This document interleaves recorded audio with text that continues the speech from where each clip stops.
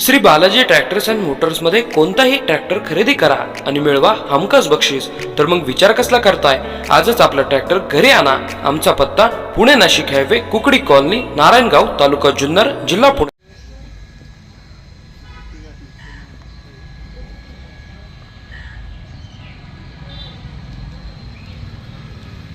तो म्हणलं तू या, तर म्हणलं हिला बोलावलं. मग तो नंतर ही आली म्हणले नको आम्हाला हाई मला चांगलं गायचं तुम्ही म्हणला. मी म्हणलं तो म्हणला मी ते दूध तुमच्या दूधवाल्याचा भाऊची नाही का.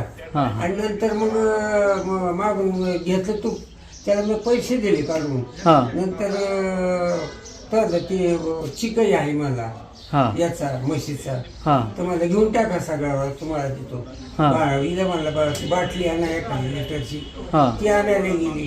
तो पण इथंच मागून म्हणला चला तिथं ती माणूस बसलाय, त्याला अंगठी बी दाखवू आणि फोटो दाखवू दे अंगठीचा, आणि ती चिकई घेऊन या म्हणला.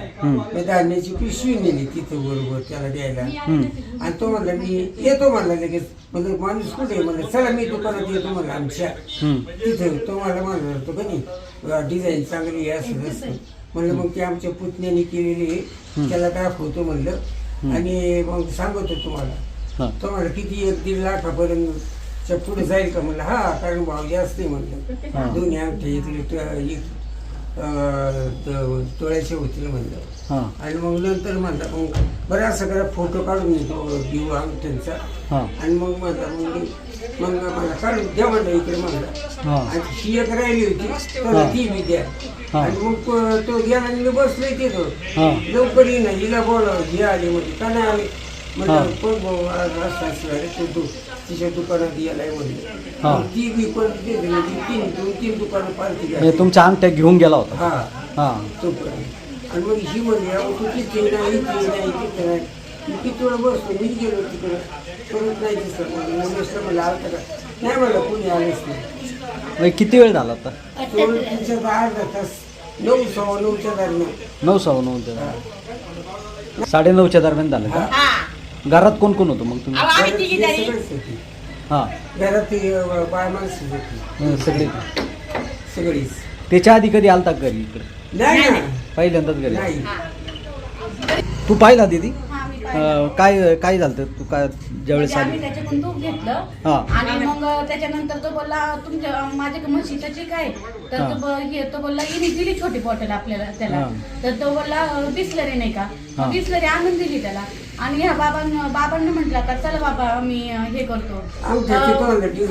तो बाबा म्हटलं चला मी तुम्हाला तिथंच आहे आपली गाडी, तुम्हाला चीक देतो. तिथं ठेवली आहे तो गाडी. आणि तिथं गेला त्यांना चीक दिला. आणि मग बाबा आले पण चीक दिलाच नाही. चीक म्हटलं चला तिथं. मग बाबा म्हटले त्याला काहीतरी धान्य दे द्यायला. नंतर मग बाबा परत घरी रिटर्न आले आणि मला म्हटले अगं त्यांनी पातीला मागितले आणि माझ्या सोन्याच्या माझ्या हातातल्या अंगठ्या त्यांनी घेतल्या. तो बोलला डिझाईन दाखवायची इथं दुकानाला. आणि मग तो तिकडे गेला असेल नंतर तो तूप घ्यायला आला. आणि मम्मीने आम्हाला दाखवला आतमध्ये. आणि मम्मीला एवढं पण म्हटलं अगं हे 1/2 लिटर काय एवढं वाटत नाही, तू चेक कर आपल्याकडे 1/2 लिटरची बरणी आहे तुपाची. तर तिने चेक केलं आणि त्याच्यातून थोडं कमी वाटत होतं. तर तिने एवढं पण त्या मुलाला दाखवलं का म्हटलं हे बघा आमच्या मुली म्हणतात ते. तर हा ठीक आहे म्हटलं आता लिटरचं आणि किलो मध्ये वजनाचं हे बसतं असतं बोलला, कमी जास्त होतंच. आणि त्याच्यानंतर हे म्हटला मग आमच्या तो गव्हाचं ठीक आहे. मग मम्मीने त्याला छोटी बॉटल दिली. तर तो बोला नाही बिस्लरीच द्या. मग बिस्लरी आणली. आणि तो म्हटलं चला बाबा तुम्ही मी देतो तुम्हाला, इथंच गाडी आपली. तर तिथपर्यंत गेला तो. आणि नंतर मग बाबाच गेले होते, आम्ही कुणीच गेलो नव्हतो बाबांसोबत. आणि नंतर मग बाबा म्हटले तो म्हटला बाबांना पातीला आणा, मी सगळं चीक देतो तुम्हाला म्हशीचा. मग बाबा आले इकडे पातीला आणायला. आणि पातीला घेतलं. बाबा मला म्हटलं अगं तो माझ्या हातातल्या अंगठ्या म्हटलं इथं दाखवायच्या डिझाईन त्याला दुकानदाराला. आणि मी दिले काढून. मी एवढं पण बाबांना म्हटलं कशाला दिलं तुम्ही काढून. मग मी मम्मीला सांगितलं. मम्मी गेली लगेच मग बाबांकडे पाहिलं गेलं. पाहिले गेले. बरं जे आले होते ते किती जण होते? काय एक होता? तो पाहिला होता? कसा होता दिसायला वगैरे? काय होता असं ते ब्लॅक कलरचं शर्ट घातलेलं आणि हाफ शर्ट होतं त्याचं.